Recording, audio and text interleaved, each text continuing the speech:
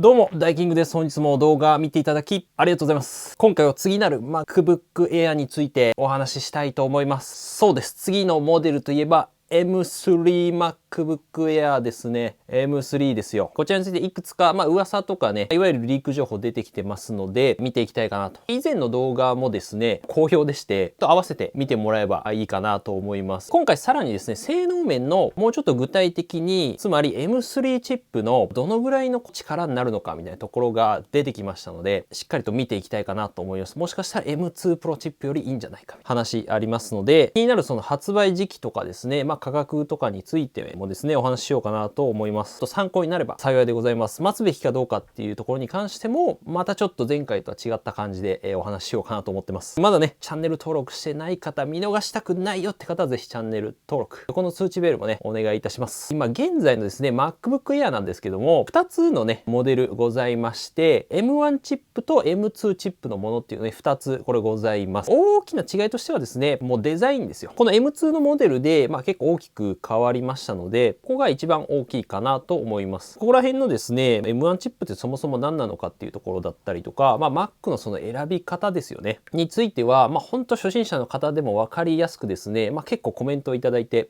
いやー分かりやすい、こういう動画見たかったみたいなね、コメントもいただいてますんで、動画見てもらえば、さらに今回の動画の内容も入ってきやすいんじゃないかと思いますので、ご覧になるのをお勧めします。結構評判いいです。迷ったらですね、コメントしていただければいいと思います。もうコメントはね、全部見させてもらってる、見てますんで、現在の一応最新モデルにあたるのが M2MacBook Air になります。これが2022年の6月に発表されました。発売。約5年ぶりのですね、非常に大きなアップデートになりまして、特にさっき言ったようにデザインの変更が大きかったんじゃないかなと思います。それによってそのカラーが増えたりとか、性能面もアップっていうのもそうですし、マグセーフ充電のね、復活とかもありました。磁石でこうカチッとくっつけるタイプの、昔あった Mac のやつですよね。で、僕自身も現在 M2 のこの MacBook Air のミッドナイトをですね、使っております。結論から言うと非常に気に入っております。今モデルとしてはですね、メモリーが 24GB、MAX ですね、フルフルのやつと、容量が 1TB なんで、いわゆるほぼフルスペックみたいな感じではあるんですけど、僕の場合やっぱ仕事道具になるので、もちろん普通の方はこんなスペックにする必要ないですよ。メモリー 8GB で全然使えますから。ここも結構コメントいただくんですけど、この黒っぽいね、Mac っていうのは久々の復刻ですし、昔もね、あったんで、僕はその時知らないですけど、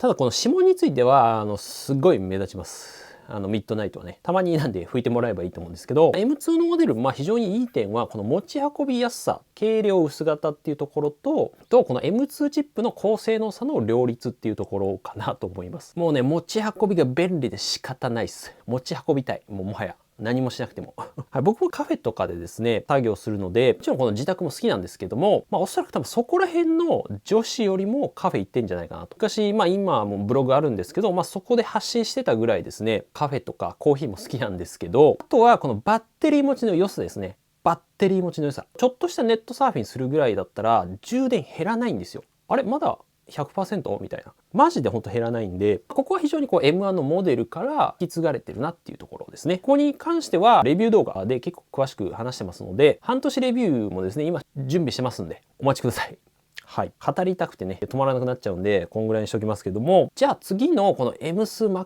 MacBook Air はね、どうなるんだっていう声がね、そろそろ聞こえてきそうなので、気になりますよね。そうですよね。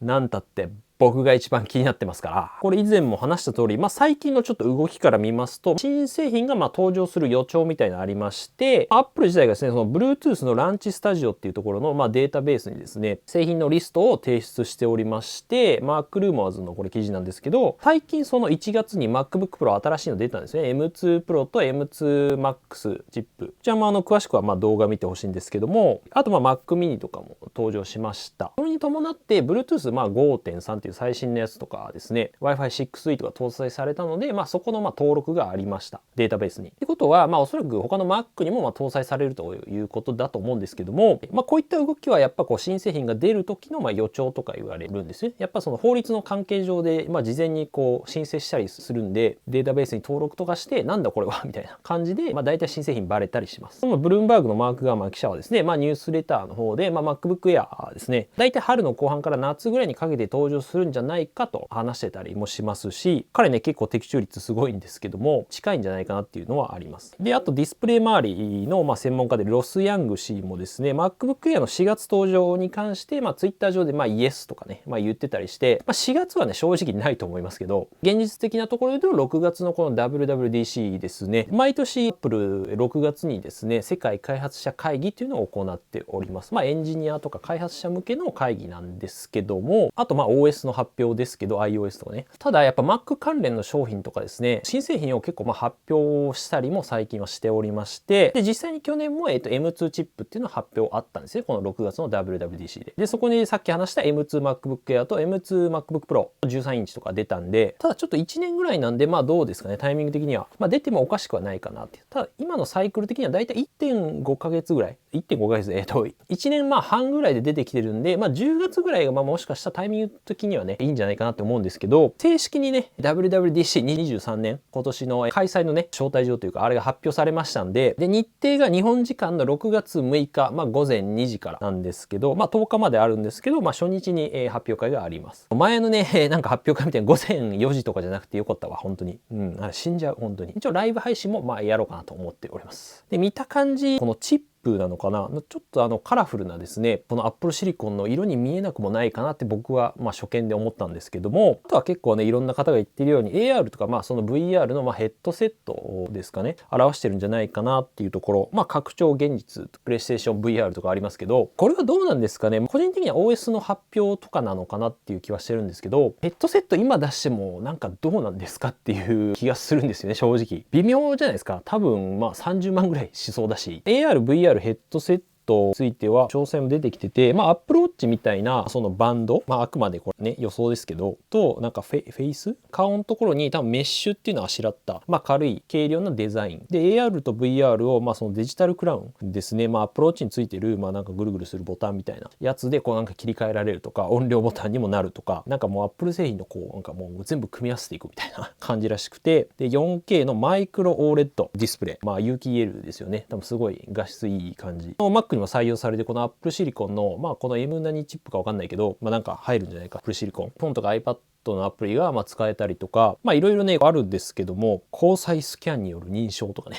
すごいね。多分目のこの見てフェイス ID みたいな感じのがあるのか分かんないけど、なんかこういうのが一応噂はされてますけど、正直出ないんじゃないかなっていう気はします。まだハードウェアはWWDC もね非常に楽しみなんですけども、じゃあ M3 チップですね、今のじゃあ M2 チップと比べて非常になんか変わんのかみたいな、基本的にはそこまで変わらないとは思います。 CPU のそのコア数とか、いわゆるその人間でいう脳みその数なんですけど、賢さみたいなところかもおそらく8コアとかで一緒だと思うんですが、というふうにね前の動画でも言ってたんですが、とですね意外といいんじゃないかっていう気がしてまして、もしかしたらこの今回MacBook Pro に搭載されました M2 Pro チップ、同と匹敵するか、もしかしたらそれよりいいんじゃないかっていうね可能性がこれ出てきました。超えるぐらいの気がしたりもしてます。はい。M2 もね実際その当時の M1 Pro とかよりも結構良かったりしたんで、今回その M3 チップの性能自体はまだしっかり出てきてるわけじゃないんですけど、 iPhone のチップですね A シリーズっていうのは iPhone 載ってるんですけども、それのiPhone15 かな15に乗るであろう A17 チップの性能のリークが出てきまして、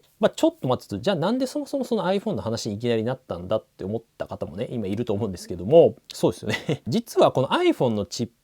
その A シリーズと今は言った Mac のチップ M シリーズ M1、M2 こちら非常に関係してまして、そもそもがこの M1 チップとか Apple シリコン自体がそもそも iPhone とかその iPad の技術を元にして作ったものなんですよね。インテルとかね、インテルの Core i なんとかとか入ってたと思うんですけど昔で、 M1 チップ登場した時も実際に iPhone の A14 チップ、その当時の最新のやつ、例えば CPU のそのコア数とか一緒だったんですよ。 CPU とかも確か一緒だった気がする。で特にこの M シリーズのですねチップに関しては、これなんかね分解専門家の方がねなんか分解してる動画とか見たんですけども、iPad とほぼ一緒みたいな、中のそのチップと全く同じようなものが入ってるというところで、見た目パソコンなんですけど、実際中身はそのもう本当にタブレットみたいな感じ。つまり何が言いたいのかっていう話なんですけど、 A17 チップの性能がじゃあ分かるんであれば、そこからある程度 M3 チップのその性能の予測っていうのができるんじゃないかというところで、これが一応海外の YouTuber の方がですね分分析してました。MaxTech っていうね、僕もよく見てるチャンネルなんですけども、これを一応元にして今回やっていこうかなと思ってます。このなんかレベンガスみたいな人がなんかリークしたスコアがあって、A17 チップ、Geekbench 6っていうね、性能をこの数値で測れるツールがあるんですよね。Geekbench スコアっていうやつ。これの、この ST っていうのがシングルスコアってやつで3019。この下の MT っていうのがマルチスコアですね。負荷のかかるような動画編集とか作業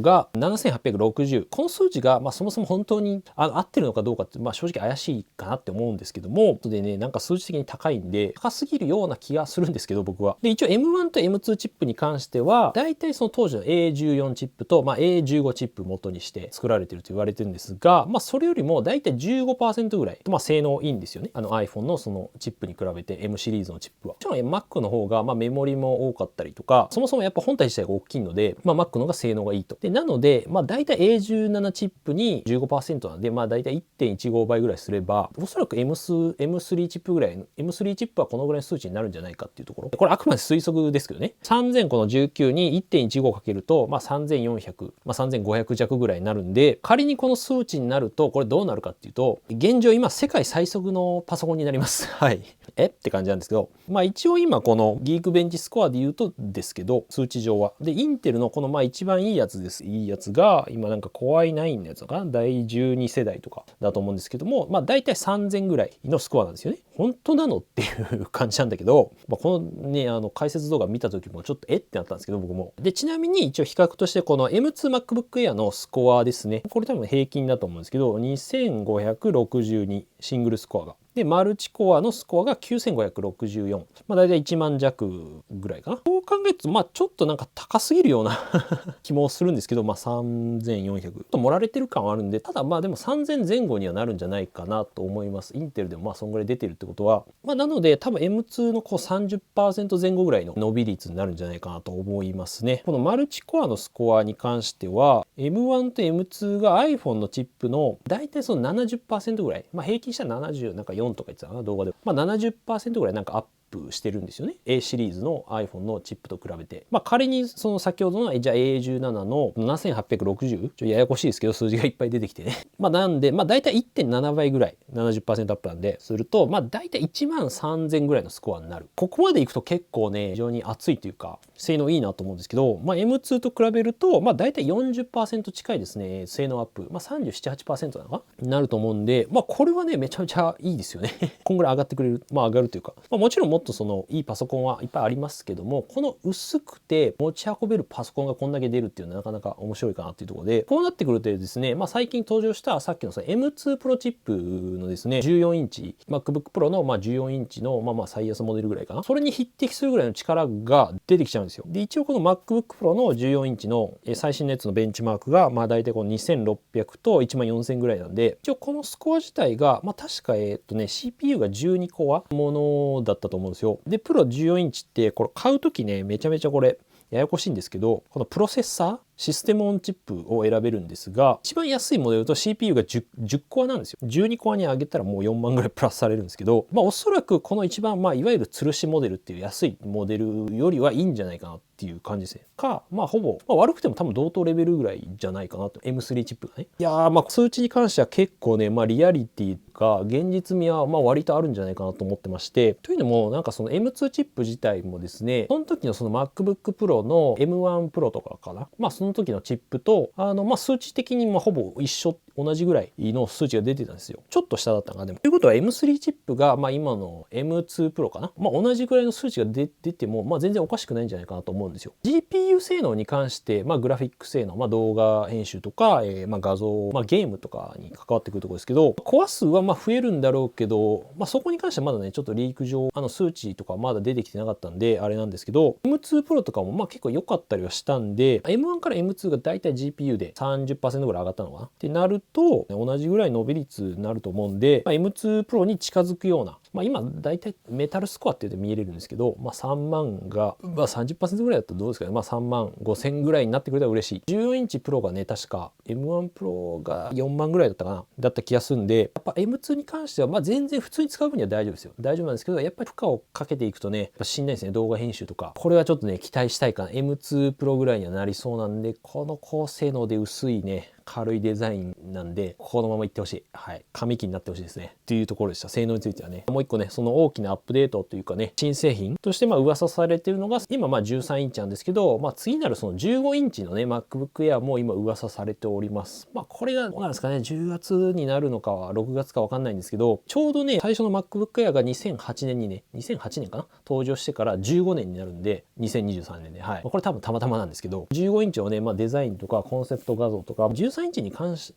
てもなんですけど、デザインは変わんないです。一緒だと思います。もう以前、ゾーンオブテックさんのね、チャンネルから来てましたので、基本的に今の13インチを本当に本当大きくしただけっていう感じだと思います。はい。画面サイズが15インチ。15.6 インチなのか4インチかわかんないですけど、昔あったこの MacBook Pro の15インチに非常に近い形になるんじゃないかなというところ。上にやっぱその画面上のノッチっていうね、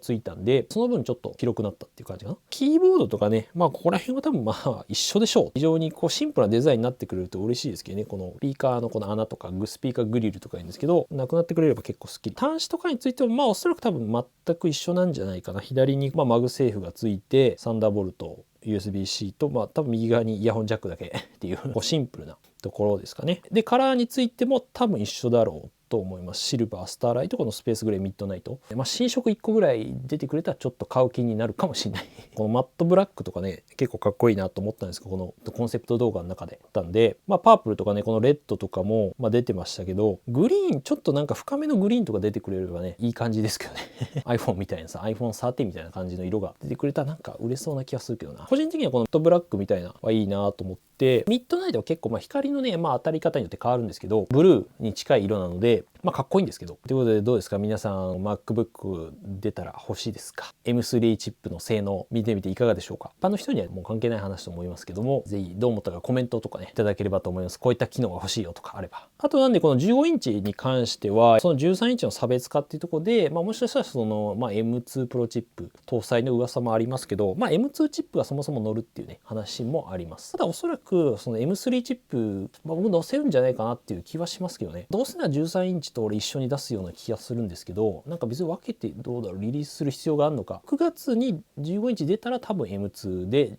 出なかったら10月に M3 なんじゃないかなっていう。多分 M3 搭載なら M2 Pro は載せられないんじゃないかなと思います。多分それと同じぐらいの性能にはなると思うんで、となるとこの13インチの MacBook Pro ね、もう立ち位置がもうなんかどうしたらいいのっていうね、感じになっちゃうんですけども、一応 M3 チップ搭載で出るんじゃないかっていう噂はあります。今んとこもそうですけど、デザインがね、ちょっと古いままなんで、あんまり積極的にはおすすめしてないですね。デザイン、中身はすごいいいんですけど、期待できそうなところの機能で言うと、さっき言った Bluetooth 5.3 ですね。Bluetooth、イヤホンとかもそうだし、つながりとか接続性、安定性だったりとか、接続が早かったりとか、あと消費電力がちょっと下がるらしいんですよね。そういったところのメリットはあるかなと。あと Wi-Fi 6E 対応して、これただ Wi-Fi ルーターも Wi-Fi 6E にね、対応してないといけないんで、Wi-Fi ルーターどうする 6E 対応だと結構いい値段するんで、1万ぐらいかかるのかな、でも。ただめっちゃ速くなるみたいなんで、そこら辺もいいかな。Wi-Fi 6E とかですかね。気になるお値段なんですけども、13インチに関しては、おそらく据え置きなんじゃないかなと思います。M3 チップの搭載だけだったら、もしかしたら若干値段上がるかもしれないですけど、でもどうだろう、これ以上上げてもっていうね、感じはあるんで、上がってもどうですか、1万円ぐらいなんじゃないかなっていう。今でも16万ぐらいするけど、M3 チップだったら、僕は買おうかなと思ってます。今、M2 で、全然基本的には不満ないんですけど、ただ、この15インチに関しては、おそらく$1500前後ですね。日本円で、20万円ぐらいになるんじゃないかというのが言われております。この M2 の MacBook Pro 13インチのモデルが 512GB で、大体20万円ぐらいからなるんで、ちょうどこの13インチと、MacBook Pro の13インチと、14、16インチっていうのがあるんですけど、この間に入る形になると思うんで、10万ぐらい空いてるんですよね、この間がすごい。なんで、ここにパンって入る。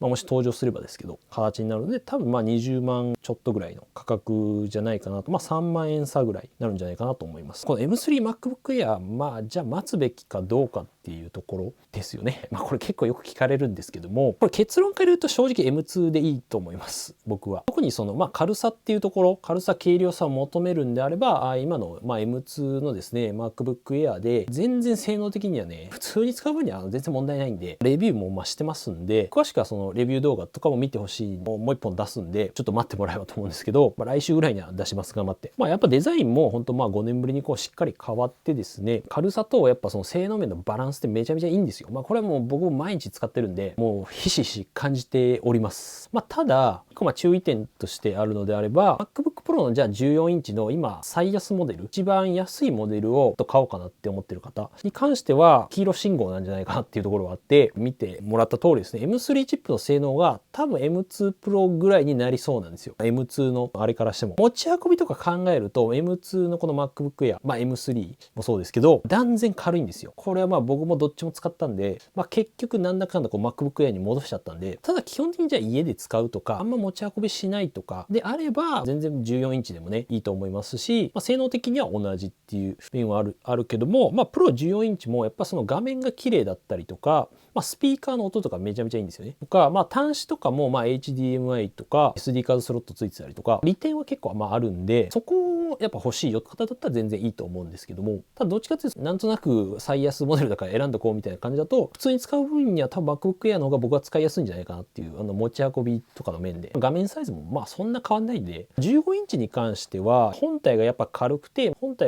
かつその大きい画面が欲しい人であれば15インチ待ってもいいのかなと思いますけど、本当に出るかどうかちょっと怪しいんですけど、現状だとやっぱ大きい画面が欲しかった今16インチの MacBook Pro を買うしかないので34万ぐらいするんですよね。一番安いモデルでも、そんな性能いらねえよっていう人にとっては非常にいい選択肢になると思うんで、MacBook Air 15インチ待ってもいいのかなっていう気はします。いかがだったでしょうか。皆さんどの MacBook 気になってますか？ぜひコメントお待ちしております。この動画の感想とかでも何でもいいんで、僕は M3 MacBook Air を出たら買います。なんで一応レビューするんでね、気になる方はチャンネル登録してもらえばと思います。その Mac の選び方2023年令和最新版。はい。Amazon の中国製品みたいなあれですけど、これ非常にいいんで、ぜひ見てください。あとこの MacBook Air と一緒に使いたいね、アクセサリー類とかも動画にしてますんで、ぜひ参考にしてもらえればなと思います。これもちょっとアップデートして出そうかと思います。iPhone 14 Pro のレビューとか、そのアクセサリー動画も結構好評だったりしますんで、ぜひ iPhone 便利に使いたいって方はご覧ください。ということで、今日もありがとうございました。見てもらって。いつもありがとうございます。もうここまで見たあなたはもう MacBook マスターです。ということでまた次回の動画でお会いしましょう。良い一日お過ごしください。じゃあまたねー。いやちょっと M3 が楽しみになってきてしまった。最近ナッシングイヤー2もね買ったんで、これもレビューしていきたいと思います。めっちゃかっこいいこれ。もうマジでかっこいいわ。性能もいいし、AirPods と比較レビューを出します。頑張りましょう。暖かくなってきました。